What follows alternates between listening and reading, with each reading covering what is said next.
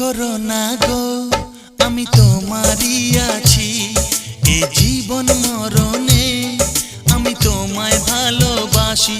আমি তোমার ছায়া হয়ে রব তোমার পাশাপাশি।